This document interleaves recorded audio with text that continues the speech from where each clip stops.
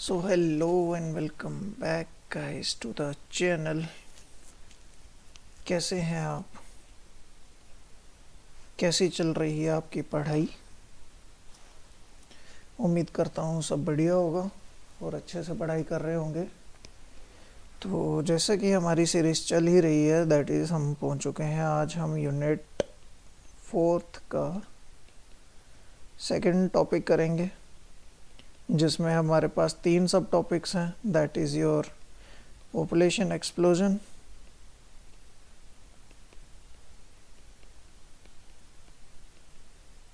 second is your global warming,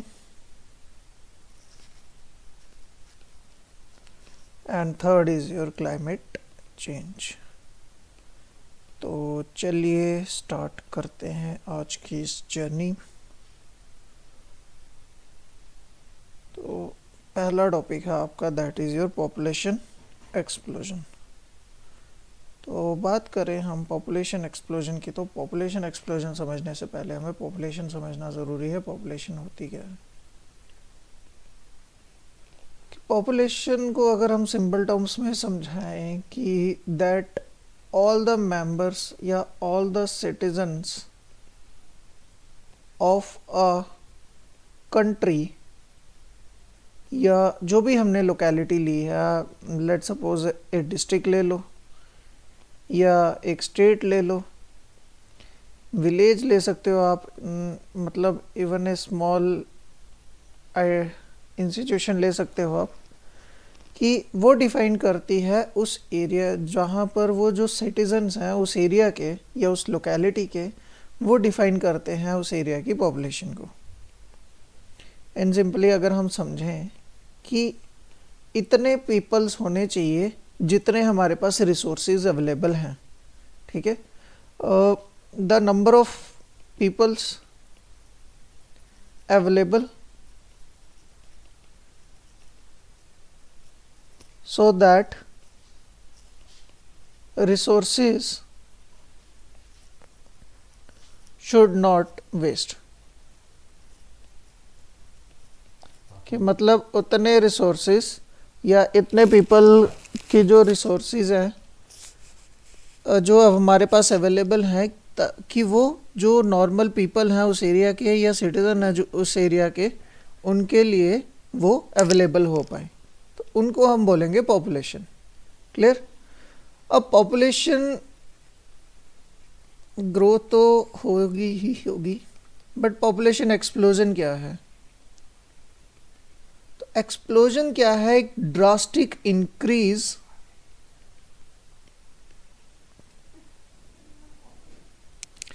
in number of individuals, drastic increase in the number of individuals, so that जो resources हैं उनकी scarcity हो जाए, resources gets shortage या resources shortage can be seen. ठीक है, ऐसी situation को हम क्या बोलेंगे कि उस एरिया में क्या हो रही है? पॉपुलेशन एक्सप्लोजन हो रही है। या ये फिनोमिना क्या है? पॉपुलेशन एक्सप्लोजन का फिनोमिना है। तो आज हमने थोड़ा मटेरियल जो बनाया है वो थोड़ा डिफरेंट वे में है। अगर आपको ऐसे ठीक लगता है तो ऐसे ट्राई कर लेंगे आगे से, अदरवाइज जैसा हमारा पीछे चलता आ रहा है हम वैसे ही रखते हैं। तो पॉपुलेशन एक्सप्लोजन क्या है? The rapid growth in world population over the time. ठीक है, सिंपली समझने की ट्राई करें, that is your increase in birth rate and decrease in death rate.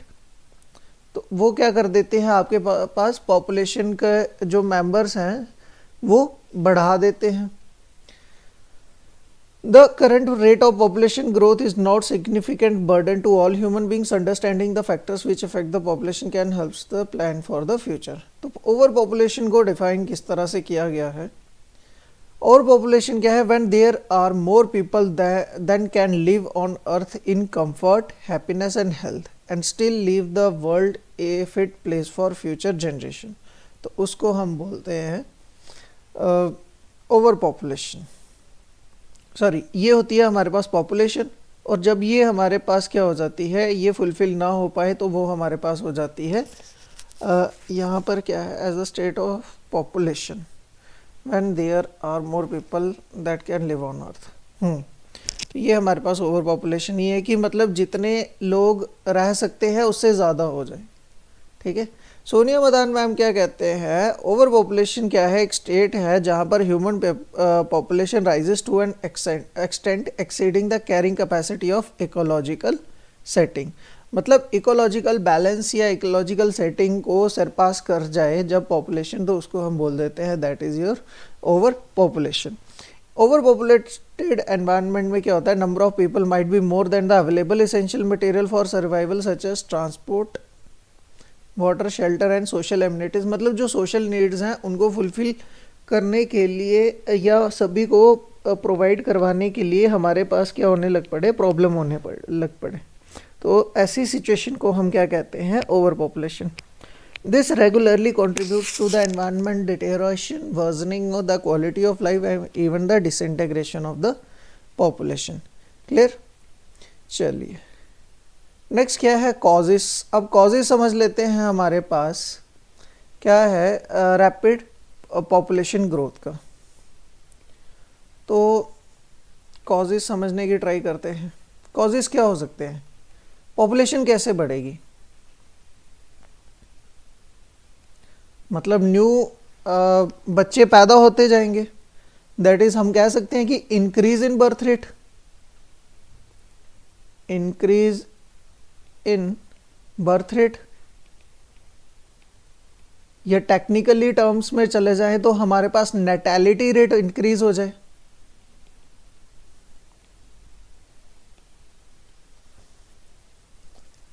और दूसरा क्या हो सकता है, मतलब बुजुर्गों की या जो डेथ रेट है वो कम हो जाए, डिक्रीज इन डेथ रेट, या टेक्निकलिटी में चले जाएं तो मॉर्टेलिटी रेट डिक्रीज कर जाए।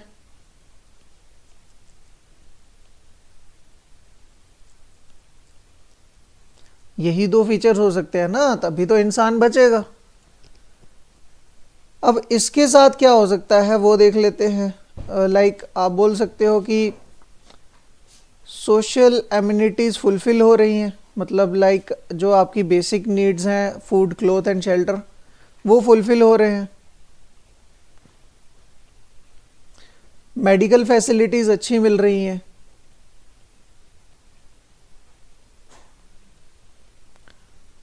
आपके स्टैंडर्ड्स ऑफ लिविंग अच्छे हैं, एंड सो ऑन। अब इन पॉइंट्स को समझ सकते हो। सोशल एमिनिटीज़ लाइक आपकी जो बेसिक नीड्स हैं, लाइक फूड, क्लॉथ, शेल्टर, ये तो फुलफिल हो ही रहे हैं। साथ में आप एक क्लीन एनवायरनमेंट में हो तो आपकी तरफ डिजीज़ेस भी कम हो जाएंगी, और अगर डिजीज़ेस कम होंगे तो आपकी लाइफ थोड़ी लंबी हो जाएगी।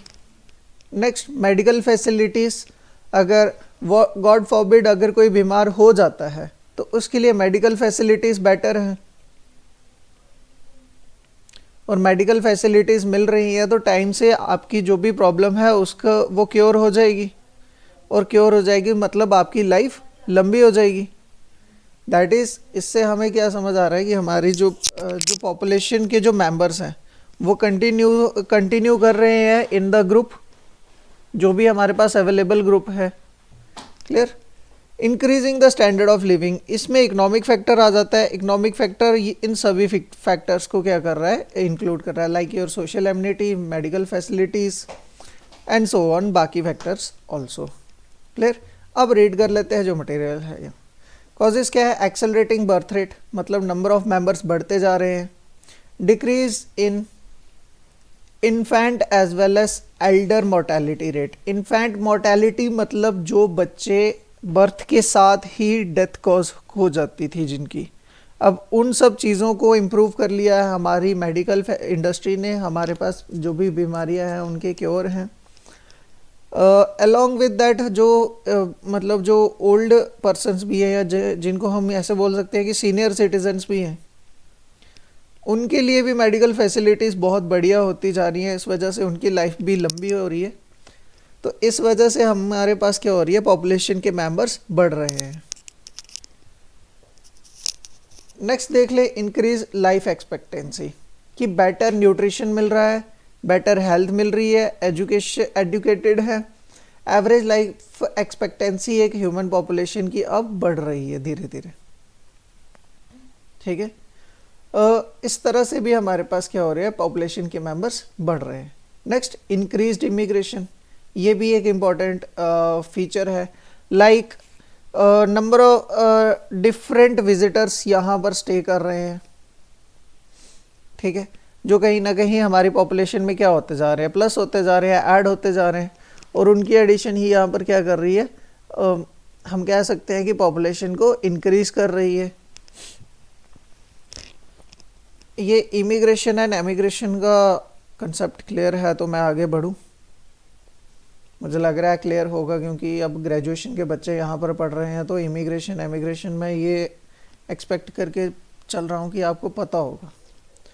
ठीक है, less space than required, in urban cities it is often found that there is very less scope of making available extra space to absorb the additional population. In such cases large population is seen packed into smaller places. ये आपने देखा होगा, बड़ी बड़ी cities में क्या होता है, जितनी बड़ी सिटी होगी उतने छोटे छोटे घर होंगे। वो डिपेंड करता है अब उस एरिया में क्या है, महंगाई कितनी है, उस एरिया में महंगाई कितनी है, ये डिफाइन करती है उस एरिया में। तो वहाँ पर जो भी स्टैंडर्ड्स ऑफ लिविंग होंगे वो कैसे होंगे। क्लियर, चलिए नेक्स्ट देखते हैं। अब इफ़ेक्ट्स क्या हो सकते हैं ओवर पॉपुलेशन के। इफ़ेक्ट्स क्या हैं, यही मैं कह रहा था, जो चेंजेस आज मैंने लाए हैं ना वो यही हैं। इस तरह से हमने पॉइंट्स बनाए हैं, हम इनको एक्सप्लेन करेंगे। अगर ऐसे ठीक नहीं लगता है आपको तो कोई इशू नहीं है, कल से मैं डाटा एज इट इज़ जैसे हम फिल करके लाते थे वैसे ही करेंगे। ठीक है, तो चलिए स्टार्ट करते हैं। पहला क्या है, अनएम्प्लॉयमेंट। तो जैसे जैसे पॉपुलेशन बढ़ेगी, समझने की ट्राई करिए, यहाँ पर पॉपुलेशन बढ़ेगी तो फैमिली भी आगे बढ़ती जाएगी। फैमिली बढ़ रही है, that means number of members बढ़ते जा रहे हैं, मतलब पॉपुलेशन तो बढ़ रही है। अब जो मेंबर्स बहुत बढ़ चुके हैं ये डिपेंड किस पे हैं, एक इंडिविजुअल पे। अब अगर इतने मेंबर एक इंडिविजुअल पे डिपेंड रहेंगे तो आपकी क्या होगी, आपकी जो नीड्स हैं वो कम्प्लीटली मतलब अच्छे से फुलफ़िल नहीं हो पाएंगी।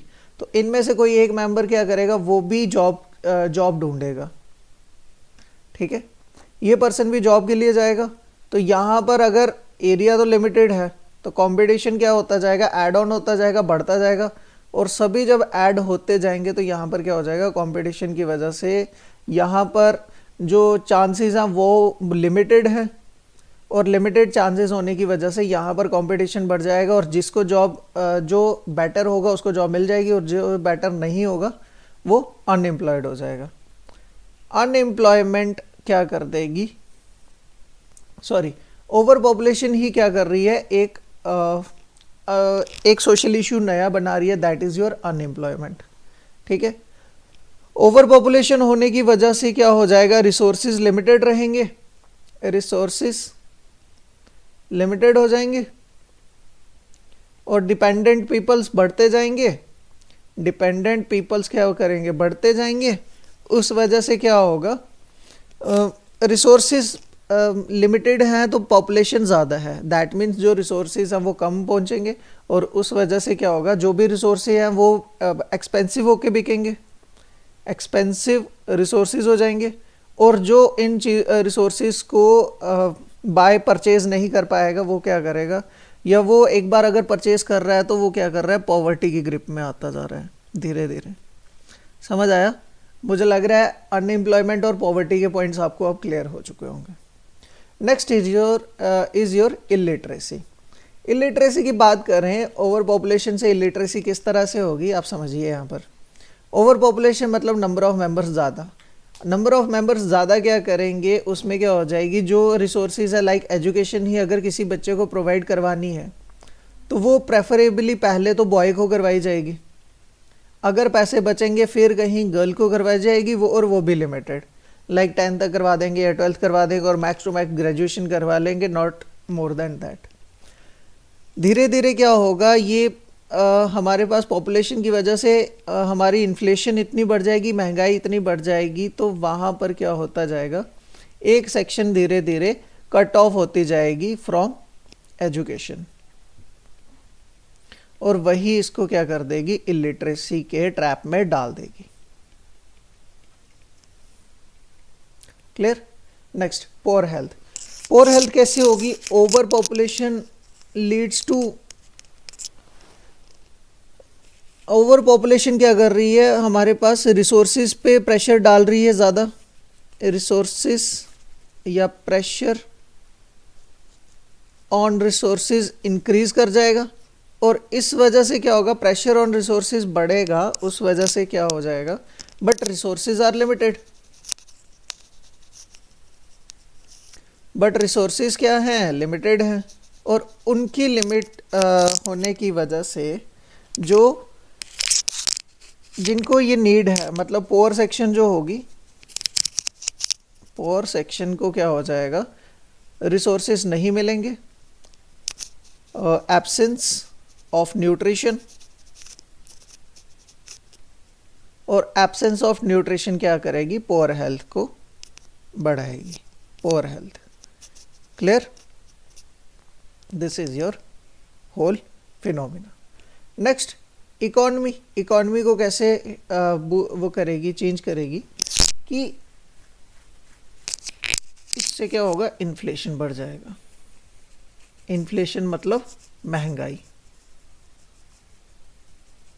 महंगाई कैसे बढ़ेगी कि रिसोर्सेज हमारे पास लिमिटेड हैं, अब कोई चीज़ लिमिटेड है और डिमांड बढ़ती जा रही है, डिमांड बढ़ेगी, दैट इज़ योर, डिमांड बढ़ रही है और सप्लाई लिमिटेड है, तो उससे क्या होगा, मतलब इन्फ्लेशन बढ़ जाएगी, पैसे महंगाई बढ़ जाएगी।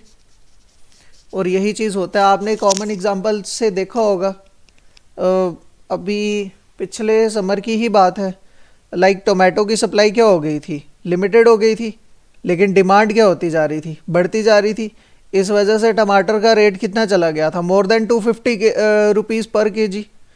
तो यही यहाँ पर क्या हो जाता है, मेथड है, पर केजी। टोमेटो की सप्लाई क्या हो गई कम, तो डिमांड क्या हो जाएगी, राइस, और जैसे ही डिमांड राइस करेगी तो प्राइस भी क्या कर जाता है, राइस, इसी तरह से ये हो जाती है। ठीक है। Next is your pollution. Pollution होगा क्योंकि पॉपुलेशन ज़्यादा है, पॉपुलेशन अगर ज़्यादा है तो वो रिसोर्सेज को यूज़ भी ज़्यादा करेगा, और रिसोर्सेज को अगर ज़्यादा यूज़ करेगा तो उसके आउटकम्स क्या आते हैं, हमेशा से आउटकम्स क्या रहते हैं, डिस्ट्रक्टिव नेचर शो करते हैं टू एनवायरनमेंट,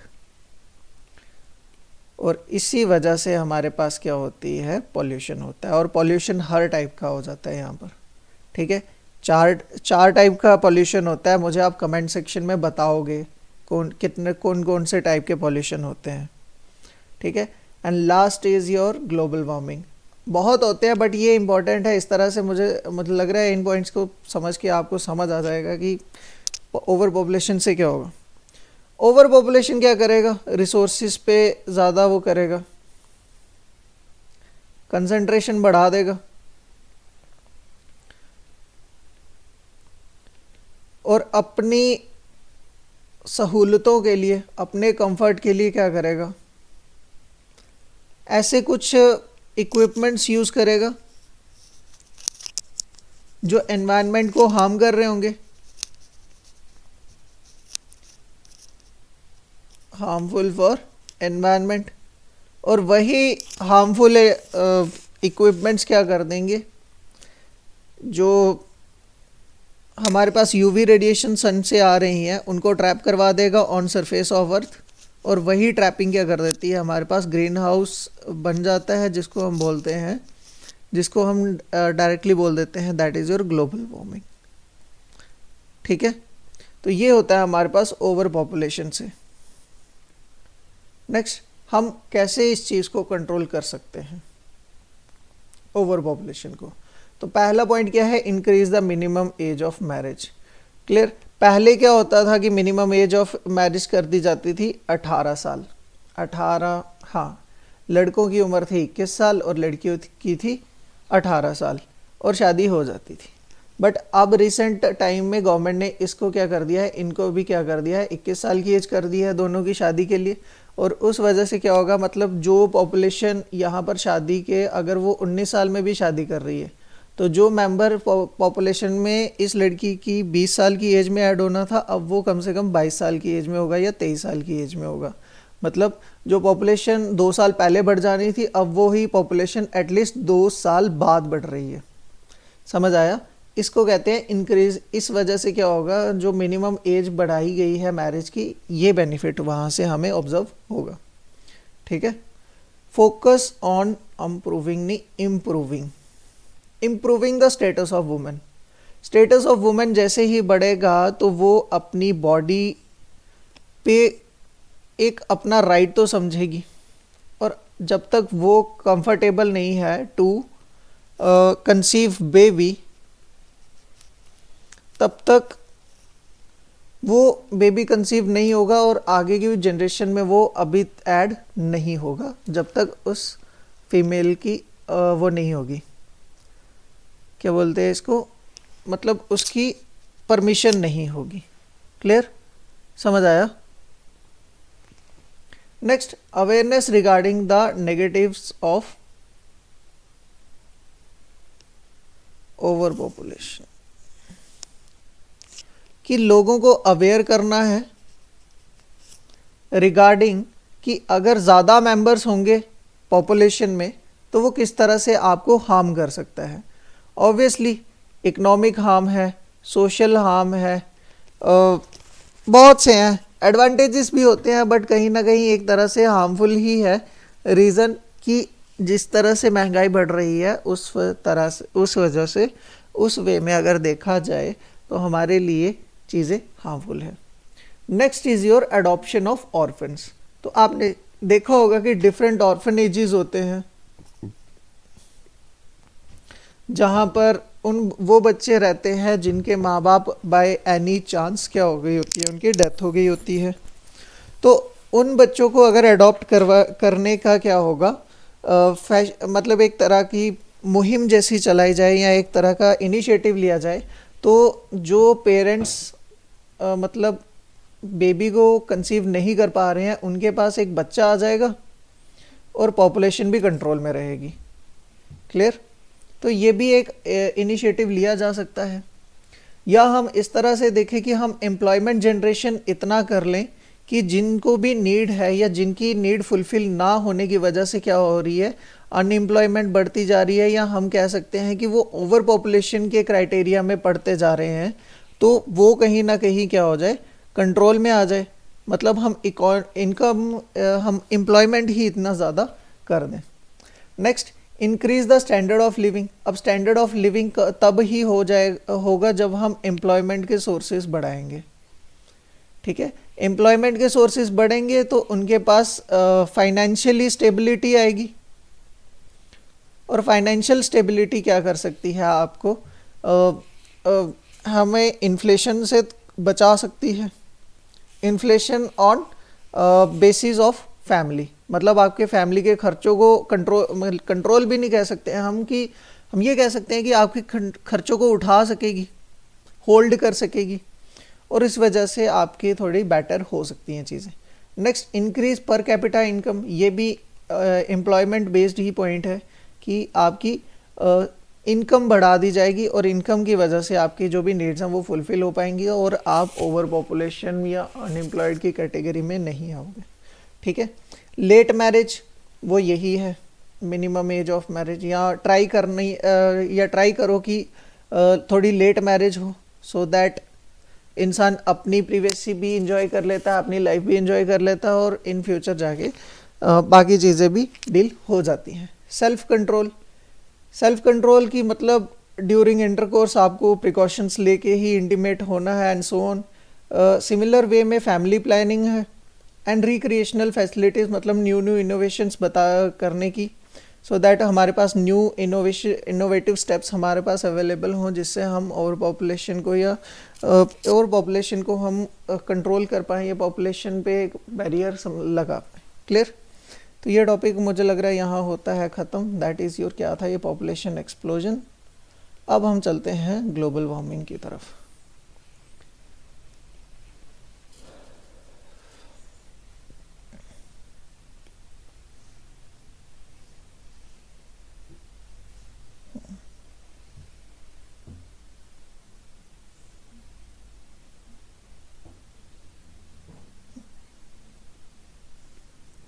तो ये है आपका टॉपिक ग्लोबल वार्मिंग। तो ग्लोबल वार्मिंग को अगर मैं सिंपल टर्म्स में आपको समझाने की ट्राई करूं,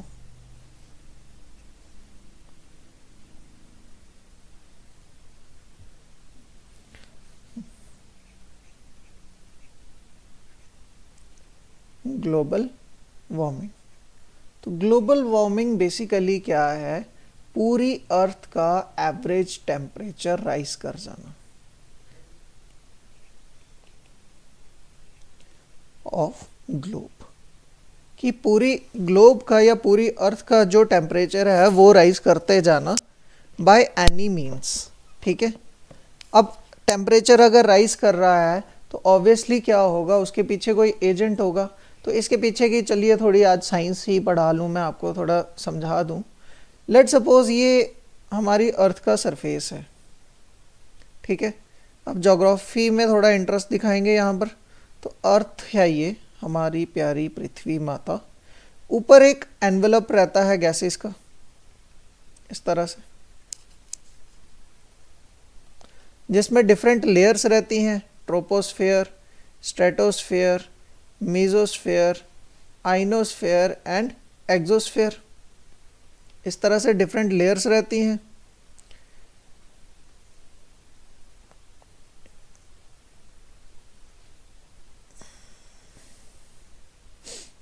इस तरह से, अरे राइटिंग डायग्राम थोड़ी ज़्यादा ही गंदी है, तो मजाक नहीं लेना, मतलब आपको समझ आ रहा है। तो यहाँ क्या हो रहा है बेसिकली, मैं आपको समझाऊँ यहाँ पर।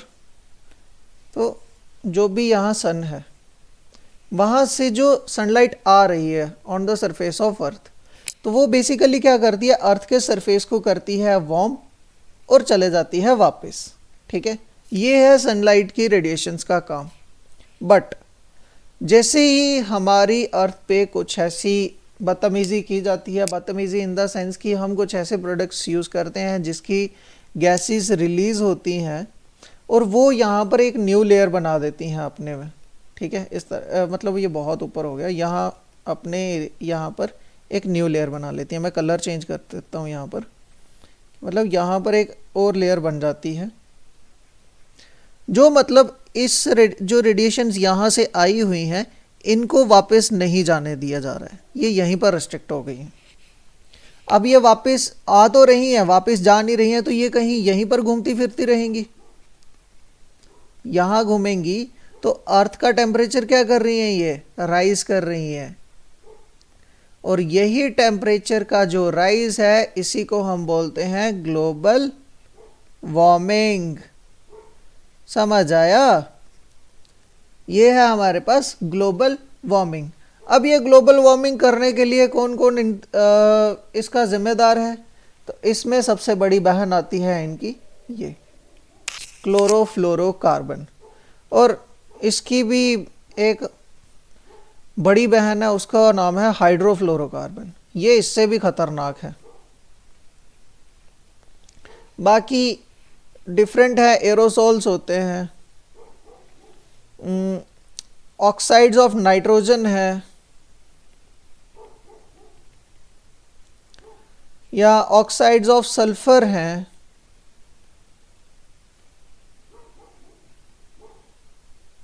कुछ ऑक्साइड्स ऑफ कार्बन भी हैं, ऑक्साइड्स ऑफ कार्बन। ये सब मिलके क्या करते हैं, ये एक नया एनवेलप जैसा बनाते हैं। ठीक है,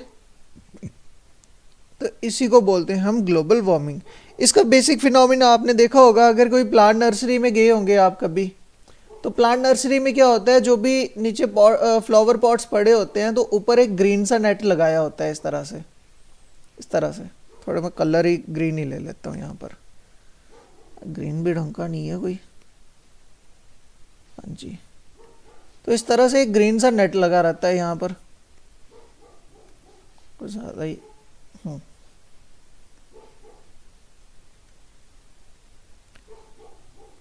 इस तरह से वो ग्रीन नेट बेसिकली लगाया क्यों है? वो इसलिए लगाया जाता है कि जो नीचे प्लांट्स है ना, उनको एक एम्पल अमाउंट ऑफ हीट मिलती रहे थ्रू आउट द डे। मेरा वही है कि राइट, डायग्राम बहुत ही गंदी है, बहुत ही गंदी, ठीक है। तो ये फ्लावर पॉट्स, जो भी फ्लावर प्लांट्स हैं, तो इनको एक proper ample amount of heat मिलती रहे। हीट किस लिए चाहिए होती है? क्योंकि प्लांट्स क्या करते हैं, फोटोसिंथेसिस। क्लियर? ये वही एक तरह का पैटर्न है कि मतलब अंदर हीट, यहाँ से हीट अंदर तो आ जाती है, बट ये यहाँ पर ट्रैप हो जाती है और बाहर नहीं जा पाती है। बाहर नहीं जा पाएगी तो अंदर रहेगी, इनकी फोटोसिंथेसिस प्रॉपरली होती रहेगी। क्लियर? तो ये है इसके पीछे का पैटर्न। क्लियर? अब इसको समझ लेते हैं या रीड कर लेते हैं, जैसे आपको ठीक लगे। चलिए जी, तो ग्लोबल वार्मिंग क्या है? Increase in the average temperature of earth. As the earth getting hotter by different, ये नेचुरल है, बट इसके साथ साथ हम ह्यूमंस के भी क्या रहते हैं, एक्शंस रहते हैं जो इस चीज़ में इंटरवीन करते हैं, और जो टेम्परेचर राइज हो रहा है अर्थ का, उसकी हम स्पीड इंक्रीज कर देते हैं, हम उसकी स्पीड बढ़ा रहे हैं, और इसी स्पीड की वजह से हमारे पास क्या हो रहा है, दिन ब दिन गर्मी बढ़ती जा रही है।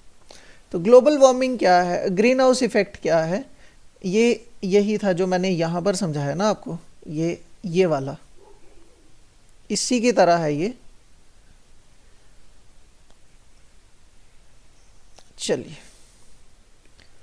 तो यहाँ पर क्या है, level of greenhouse gases are increasing in the atmosphere due to human activities and changing the composition of atmosphere and global warming. Climate scientists agree that human activities such as burning of fossil fuel contribute to the problem। ठीक है, ये कुछ gases हैं जो क्या कर रही हैं, ग्रीन हाउस करवा रहे हैं, ग्रीन हाउस मतलब ग्रीन हाउस जैसा पैटर्न बनवा रही हैं। ये कुछ गैसेस हैं, carbon dioxide, methane, oxides of nitrogen, chlorofluorocarbons, oxides of sulphur भी इसी में आ जाते हैं। ठीक है, ये आपसे कोई नहीं पूछने वाला है कि वो कितनी %, हाँ ये पूछा जा सकता है कि एटमॉस्फेयर में इनकी कॉम्पोजिशन और इनकी परसेंटेज क्या है, तो इस डाटा को आपको देखना पड़ेगा एक बार। बट हाँ, जब आपको पूछेंगे कि इनमें से ग्रीन हाउस गैसेस कौन सी हैं, तब ये आपको डायरेक्ट पूछा जाएगा, ये कहीं नहीं पूछा जाएगा कि इनका इंक्रीज़ कितना हुआ है, डिक्रीज़ कितना हुआ है, या इनकी लाइफ कितनी है, ये कोई नहीं पूछने वाला है आपको। सिंपली आपको ये नाम ज़रूर पूछे जाएंगे, बट ठीक है। तो कार्बन डाइऑक्साइड ये बेसिकली हमारे पास आती है बर्निंग ऑफ फॉसिल फ्यूल से और हमारी रेस्पायरेशन से। हम रेस्पायरेशन करके कौन सी गैस को रिलीज करते हैं, that is your carbon dioxide. और कार्बन डाइऑक्साइड एक मतलब one of the biggest agent है फॉर ग्रीन हाउस इफेक्ट। ठीक है, मीथेन कैसे आती है, जब हम क्या करते हैं, राइस कल्टीवेशन करते हैं, cattle and sheep ranching, decay from landfills, mining and so on। Nitrous oxide हमारे पास इंडस्ट्रीज से रिलीज हो जाता है। CFC हमारे पास कहाँ से आता है, जब भी हम किसी भी तरह का कूलेंट यूज़ करते हैं। अगर हम रेफ्रिजरेटर्स यूज़ कर रहे हैं तो उसमें जो आपने सुना होगा कभी बचपन में कि गैस ख़त्म हो गई है फ्रिज में, वो बेसिकली यही कूलेंट ही होता है। आपने एयर कंडीशनर्स में देखा होगा, सर्विसिंग के टाइम पर एक कूलेंट डाला जाता है। ठीक है, बड़ी बड़ी व्हीकल्स में भी एक लिक्विड सा आगे डाला जाता है इंजन में, जिसको हम कूलेंट बोलते हैं। तो ये डिफरेंट तरह के कूलेंट है जिनको बर्निंग से हमारे पास CFC रिलीज होती है। क्लियर? ये है हमारे पास कुछ एजेंट्स जो ग्रीन हाउस इफेक्ट को बढ़ावा देते हैं। अब ग्लोबल वार्मिंग का इम्पैक्ट क्या पड़ता है, एग्रीकल्चर पे, ठीक है, या बाकी चीज़ों पे किस तरह से पड़ता है। ऑब्वियसली सी लेवल राइज कैसे करेगा, मेल्टिंग ऑफ ग्लेशियर कैसे होगा, before after paste infestation into global warming. तो ये समझा देता हूँ मैं। जैसे जैसे यहाँ देखो, ये मैंने आपको समझाया था, यहाँ पर मैंने बताया था ना, यहाँ टेम्परेचर क्या करेगा, राइज करता जाएगा।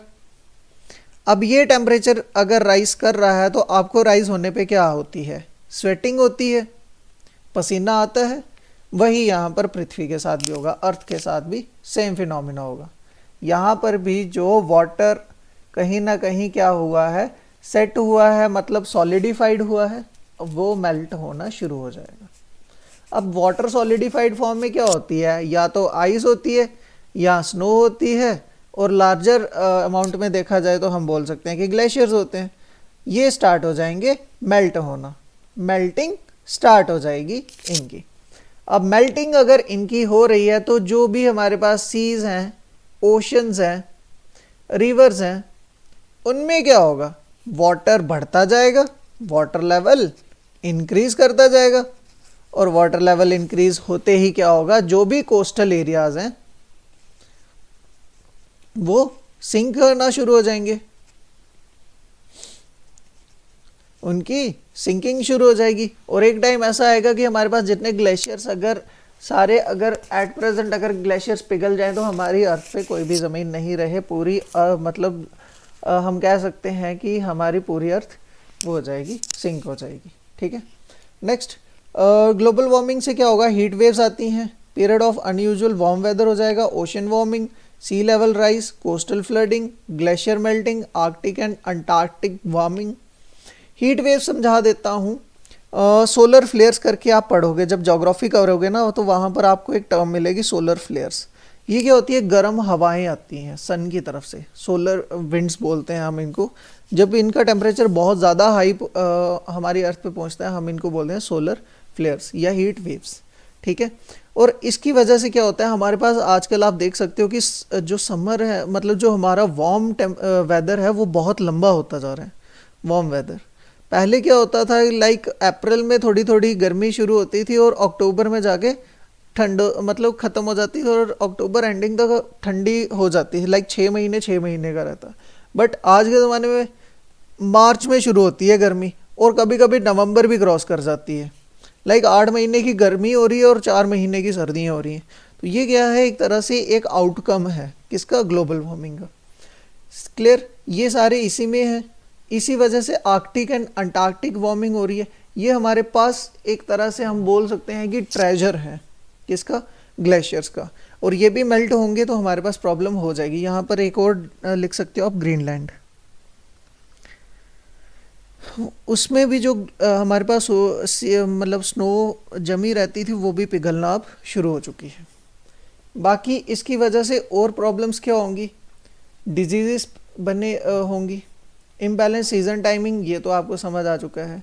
Plant animal range shift and population changes आ चुके हैं। स्प्रेडिंग डिजीज समझा देता हूँ। तो डिजीजेस स्प्रेड कैसे होंगे, जब इम्बैलेंस रहेगा इन सीजन्स। इम्बैलेंस इन सीजन रहेगा तो जो बैक्टीरियाज होंगे ना या वायरसेस होंगे, उनको एक एम्बल टाइम मिल जाएगा टू रिप्रोड्यूस। वो उनकी रिप्रोडक्शन हमारे लिए क्या कर जाएगी, एनवायरनमेंट में उनका पॉपुलेशन बढ़ा देगी, वो हम पे अटैक करेंगे और डिफरेंट तरह की वायरसेस या बैक्टीरियल इन्फेक्शंस हमारे पास बढ़ती जाएंगी। इम्बैलेंस सीजन टाइमिंग ये मैं आपको समझा चुका हूँ। Plants and animal range shift and population changes. Obviously जब ज़्यादा गर्मी पड़ेगी तो जो प्लांट्स कम टेम्परेचर में सर्वाइवल रखते हैं वो क्या हो जाएंगी, उनकी डेथ हो जाएगी। यह सेम चीज़ एनिमल्स के साथ होगी कि जो एनिमल्स कम टेम्परेचर में ही सर्वाइव कर पाते हैं उनकी भी डेथ हो जाएगी और इनकी पॉपुलेशन चेंज हो जाएगी और फूड चेन पूरी डिस्टर्ब हो जाएगी। फूड चेन का कंसेप्ट है ना, एनवायरनमेंट इकोलॉजी। फूड चेन यहाँ पर क्या हो जाएगी, डिस्टर्ब हो जाएगी and so on. Coral relief bleaching क्या होती है, कोरल्स बनते हैं। कोरल बेसिकली एक वाटर एनिमल है जो क्या करता है, एक्सक्रीट करता है कैल्शियम कार्बोनेट। उसी की क्या होती है, डंपिंग जब होती जाती है तो हमारे पास क्या बन जाते हैं, कोरल रीफ्स बन जाते हैं। इसकी एक प्रॉपर एग्जांपल है, that is your Lakshadweep islands. ठीक है, लक्षद्वीप आइलैंड्स हमारे पास क्या है, कोरल रीफ्स ही है। तो जब पानी ज़्यादा बढ़ने शुरू हो जाएगा तो उससे क्या होगी, उनकी ब्लीचिंग शुरू हो जाएगी, मतलब वो फिर से इरोड होना शुरू हो जाएंगे। डाउनपोर्स, हैवी स्नोफॉल्स, ये फिर डिस्टर्बेंसेस बनी रहेंगी। क्लियर।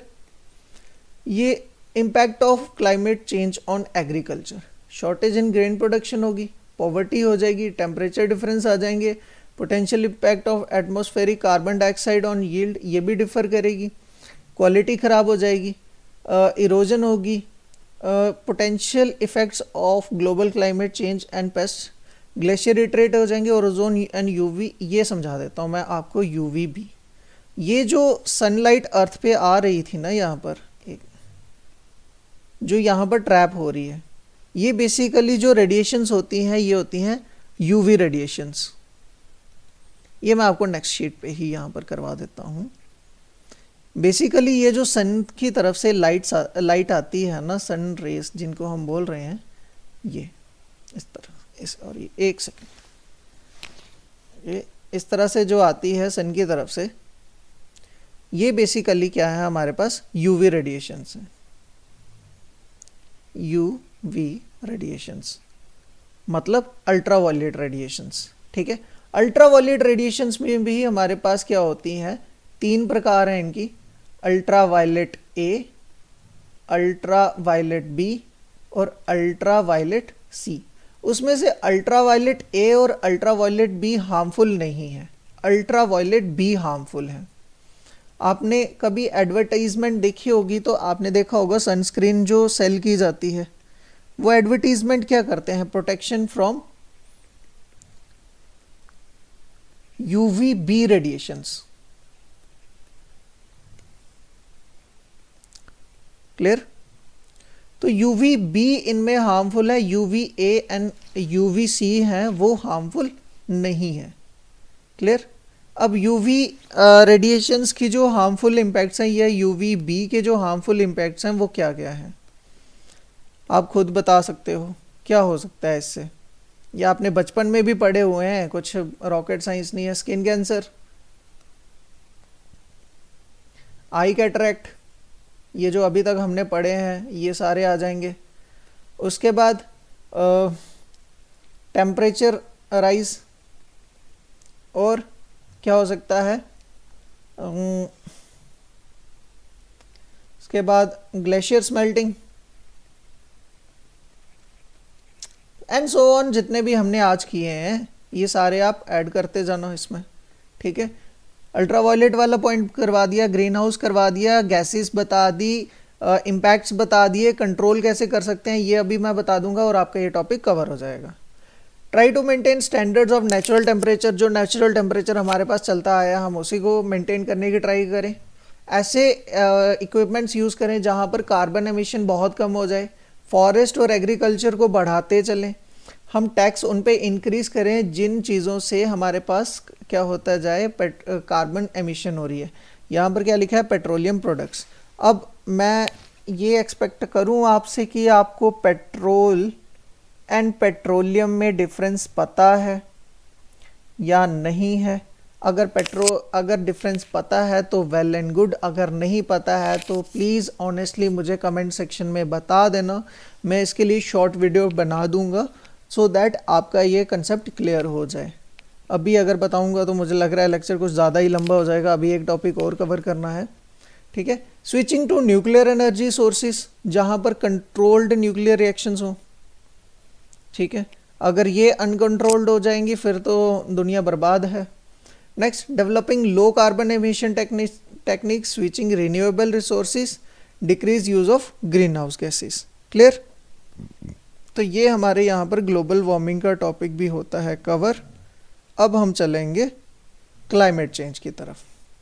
क्लियर। तो क्लाइमेट चेंज स्टार्ट करने से पहले मैं आपको दो चीज़ों के बीच का डिफरेंस समझा दूं। आपके पास दो टर्म्स रहती हैं, वेदर एंड क्लाइमेट। वेदर क्या होता है और क्लाइमेट क्या होता है, दोनों के बीच का डिफरेंस।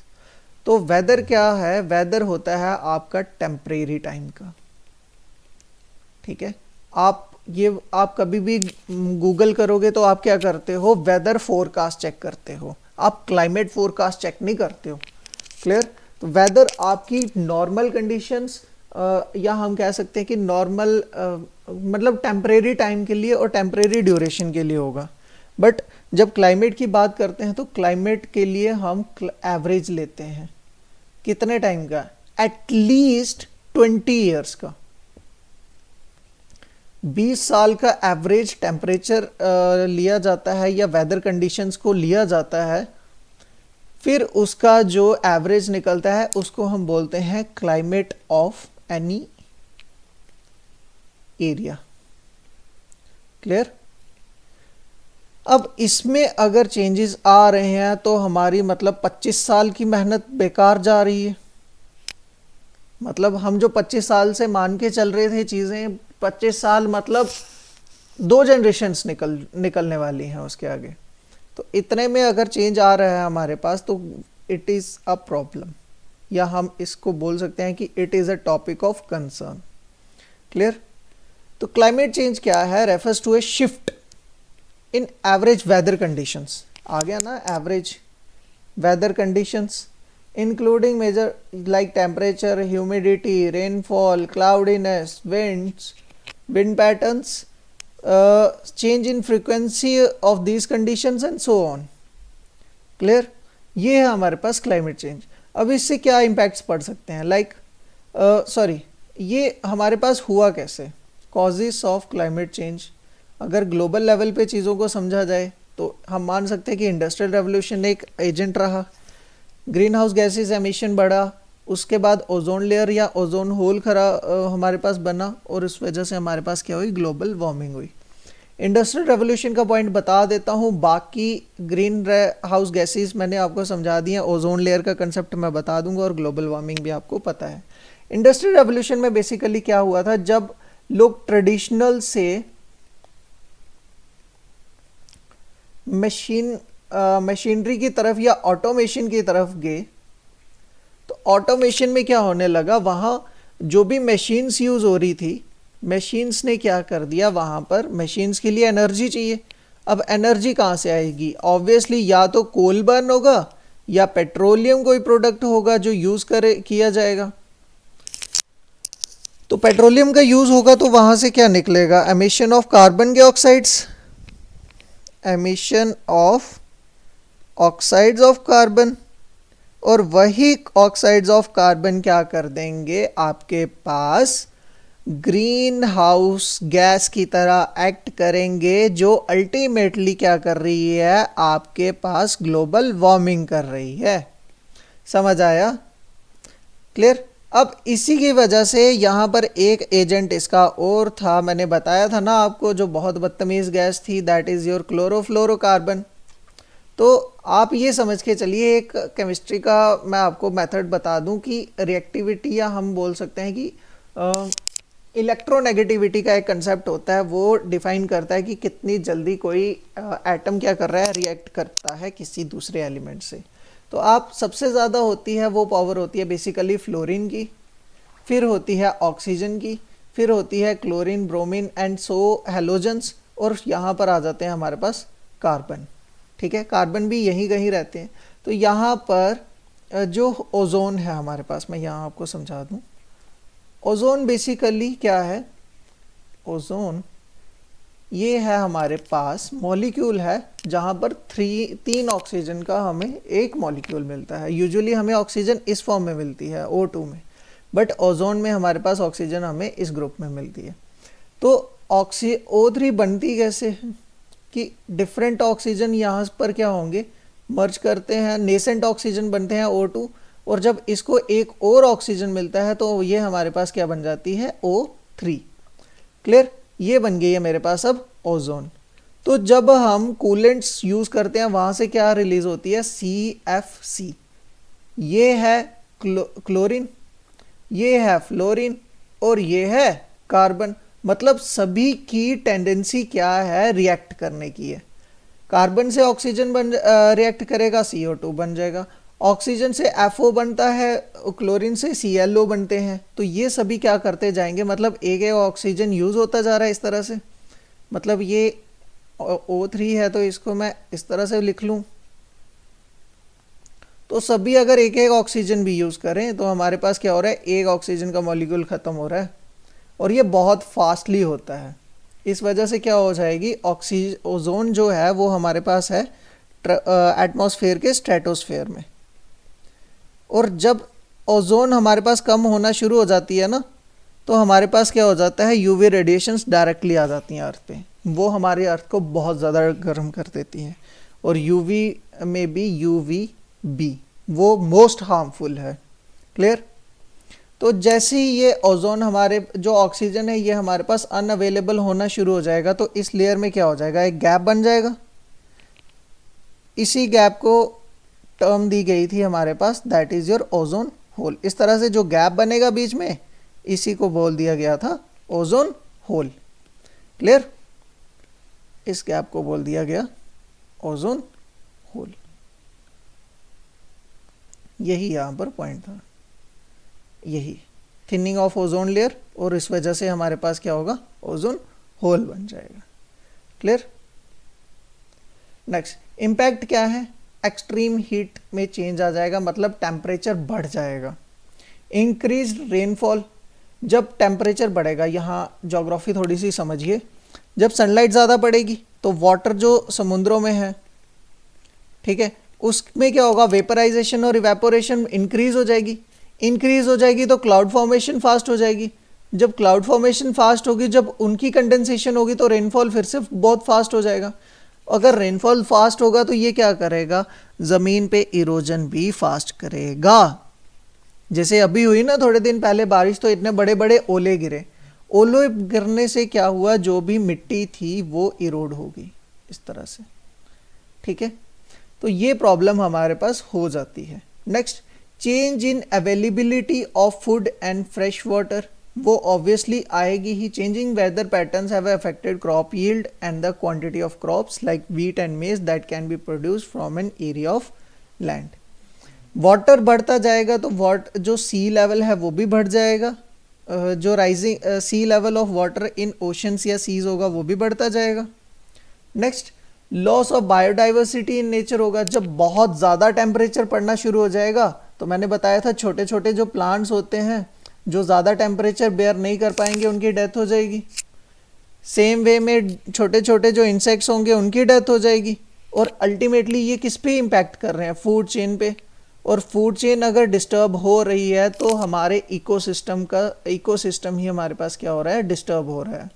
और इकोसिस्टम डिस्टर्ब होगा तो पूरी, मतलब इकोसिस्टम में तो सभी कवर हो ही जाते हैं।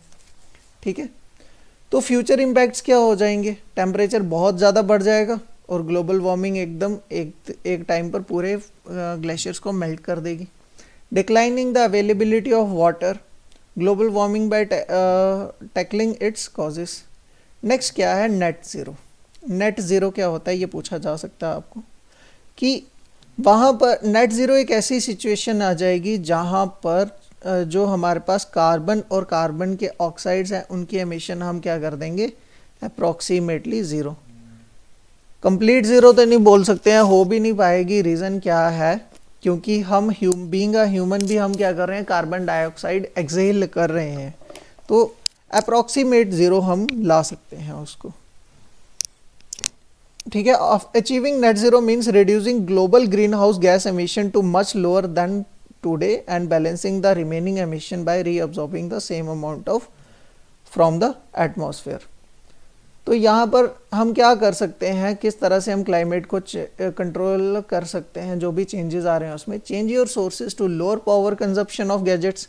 सिंपली आप समझ लो, जैसे हमारे पास कंप्यूटर की जनरेशन्स चेंज हुई, तो फर्स्ट जनरेशन कंप्यूटर क्या कर रहे थे, पूरे कमरे में फिट किए जाते थे और बहुत ज़्यादा बिजली कंज्यूम कर रहे थे। सेकेंड जनरेशन में क्या हुआ, पावर कंजम्पशन थोड़ी कम हो गई। थर्ड जनरेशन में और कम हो गई। फोर्थ जनरेशन में तो डिवाइसेस हैंड में आ गए हैं और फिफ्थ जनरेशन में तो AI पे पहुंच चुके हैं हम। तो इस तरह से क्या है, ये पावर कंजम्पशन जो है हमारे पास वो धीरे धीरे क्या हो गई है, हर जनरेशन के साथ डिक्रीज होती गई है।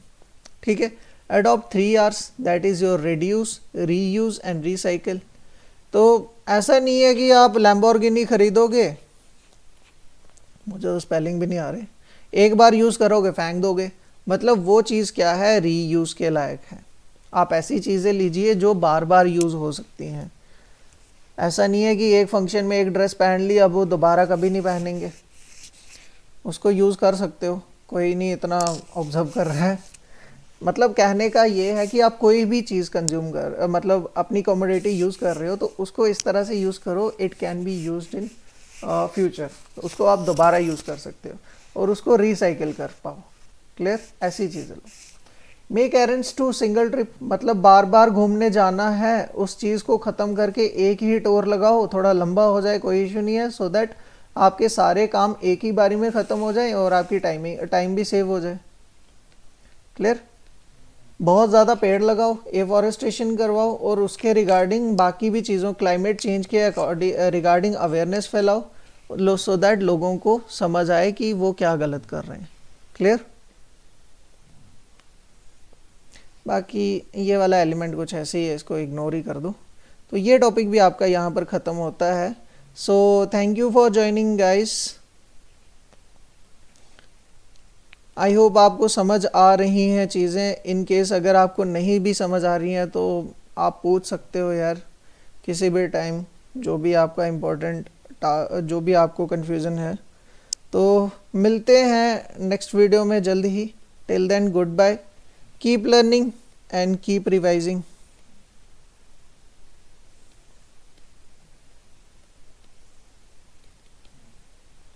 Bye bye.